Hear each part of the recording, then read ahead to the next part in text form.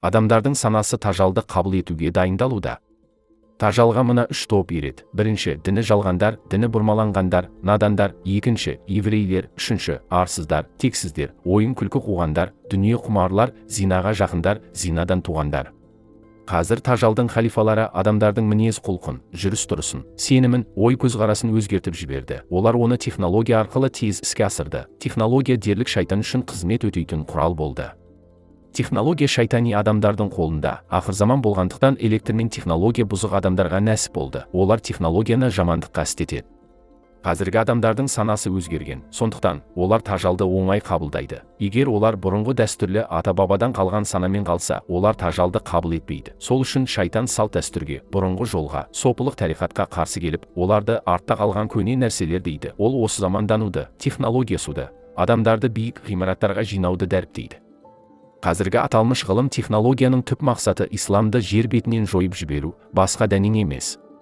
Атеизм, эгоизм, коммунизм, модернизм, технологиясу, осы замандану, демократия, уахабизм, салафизм барлығы да адамдарды тажалды қарсы алып, оған еруді оңайластыру үшін шығарылған нәрселер.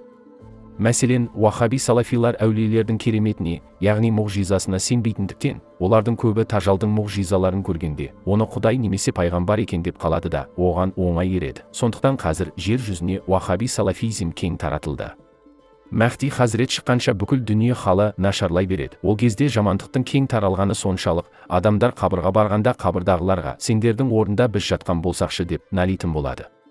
Соңында Мәлхама әл-Кубра, яғни үшінші дүниежүзілік соғыс болады. Ол 3 ай жалғасады. Бірақ осы 3 айда адамзат тарихында болып көрмеген аса жойқын соғыс туылады. Осы соғыс болып, 3 айдан соң Мәхди Хазірет тәкбірмен шығады. Технологияны әп-сәтте күйретіп, соғысты тоқтатады. Артынша шын тажал шығады. Кейін Иса пайғамбар түсіп, тажалды өлтіреді. Олар жер шарына жаман адамдардан тазалап, тек жақсы адамдарды қалдырады. Бүкіл дүниеге ислам дінін орнатады. Барша адамзат, жынзат мұсылман болады. Шайтан ібліс 40 жылға қамалып, ұйқыға кетеді.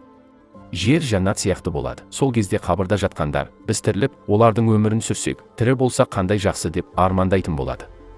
Нақшбанд сопылық тарихатының әулие пірі Мәулана Шайх Назым Хазіреттің сұхбаттарынан алынды.